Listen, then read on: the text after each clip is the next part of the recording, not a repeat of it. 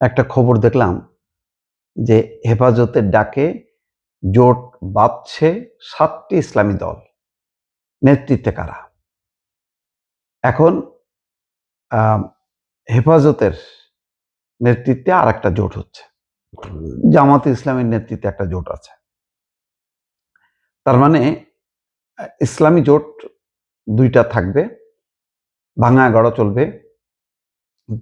এখানে খবরে যেটা দেখা যাচ্ছে যে জামাত ইসলামের যে জোট, সেই জোটে জামাতের বাইরে এনসিপি এছাড়া অন্যদের আর কোনো তৎপরতা নেই এবং সম্ভবত তারা স্বস্তিও বোধ করছে না। সেই কারণে হেফাজতের নেতৃত্বে একটা জোট হলে এখানে তারা অ্যাক্টিভ হবে, এমন একটা খবর বলা হচ্ছে। কওমি ধারার 7টি ইসলামী রাজনৈতিক দল ভবিষ্যতে একসঙ্গে চলার বিষয়ে নীতিগত একমত হয়েছে।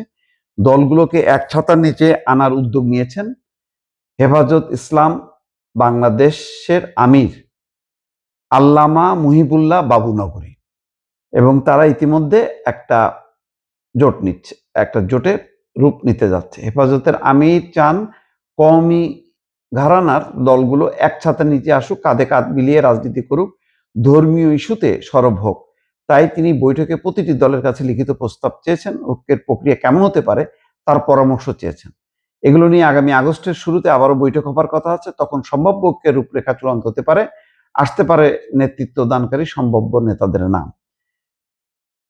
ইসলামী জোট যদি দুইটা হয় তাহলে জামাতের আর একক আধিপত্য থাকবে না।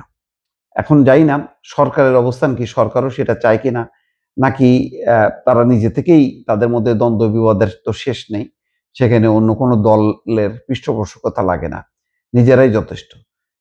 তো বৃহস্পতিবার তারা বাবুনগর, চট্টগ্রামের ফটিকছড়ির বাবুনগর মাদ্রাসায় হেফাজতের আমিরের সভাপতিতে এই বৈঠক হয়। বৈঠকে ইসলামী আন্দোলন বাংলাদেশ, বাংলাদেশ খেলাফত মজলিস, জমিয়তে উলামায়ে ইসলাম, বাংলাদেশ খেলাফত আন্দোলন, ইসলামী ঐক্যজোট এবং নেজামি ইসলাম পার্টির 3 জন করে প্রতিনিধি অংশ নেয়। হেফাজতের পক্ষ থেকে নেয় অন্তত 20 জন জ্যেষ্ঠ নেতা। সভা শেষে হেফাজত ইসলাম বাংলাদেশের মহাসচিব আল্লামা সাজিদুর রহমান জানিয়েছেন, সবার সিদ্ধান্ত অনুযায়ী 7টি দল এক থাকবে। এই ঐক্যের ফর্মুলা কি হবে তা শিগগিরই নির্ধারণ করা হবে। এখন প্রশ্ন হচ্ছে যে জামাত ইসলাম কি তাহলে জোট, তার সেই জোটে কি ভাঙন ধরবে? এখানে বলা হচ্ছে ত্রয়োদশ জাতীয় নির্বাচনকে কেন্দ্র করে বিএনপি এবং জামাত ইসলামী রাজনৈতিক বলয়ে ঢুকে পড়ে ইসলামী দলগুলো। কিছু অংশ বিএনপির সাথে আর অধিকাংশ জামাতের জোটে থাকে। 7টি দলের মধ্যে জামাতে উলামায়ে ইসলাম বাংলাদেশ বিএনপি নেতৃত্বাধীন জোটে যায়, আর বাংলাদেশ খেলাফত মজলিস এবং বাংলাদেশ নেজামি ইসলাম পার্টি জামাতের নেতৃত্বাধীন জোটের সঙ্গে আসন সমঝোতা করে। বাংলাদেশ খেলাফত আন্দোলন শুরুতে সমঝোতায় থাকলেও পরের নির্বাচনে ঠিক আগে 8টি আসনে এককভাবে নির্বাচন করে। শুরুতে আসন সমঝোতায় জামাতের সঙ্গে থাকলেও পরে 259টি আসনে একক প্রার্থী দেয় ইসলামী আন্দোলন। এখন তাদের মধ্যে নানা রকম ধর্মীয় মত পার্থক্য আছে, উদ্দেশ্য লক্ষ্য নিয়ে মতভেদ আছে।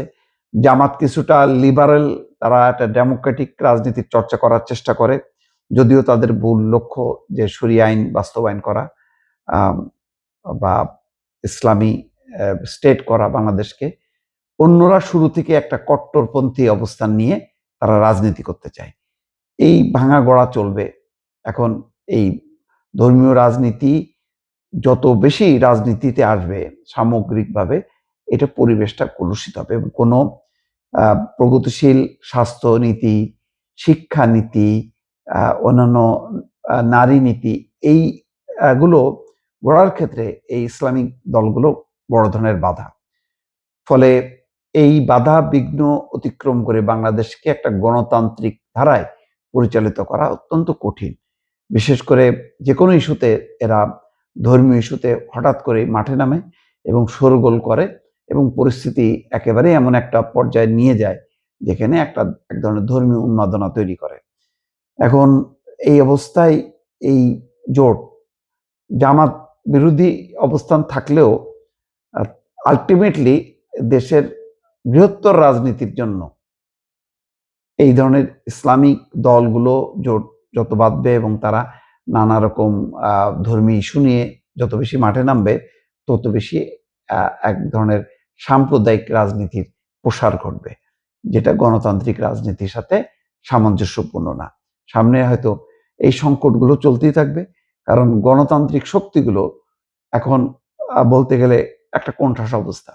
বিএনপি একমাত্র দল কোন রকমে একটা গণতান্ত্রিক অবস্থানকে ধরে রাখছে, কিন্তু অন্যান্য বড় কোনো গণতান্ত্রিক রাজনৈতিক শক্তি নেই এই মুহূর্তে বাংলাদেশে, যারা একটা গণতান্ত্রিক রাজনীতির ক্ষেত্র তৈরি করার জন্য এবং মানুষের অধিকার, মানুষের যে কোনো অধিকারকে ধর্মীয় আবরণে কুক্ষিগত করা বা অধিকারহীনতা করার বিরুদ্ধে সরব থাকবে, সেরকম সাংগঠনিক অবস্থা আপাতত বিএনপির বাইরে অন্য দলগুলোর মধ্যে একেবারেই অনুপস্থিত।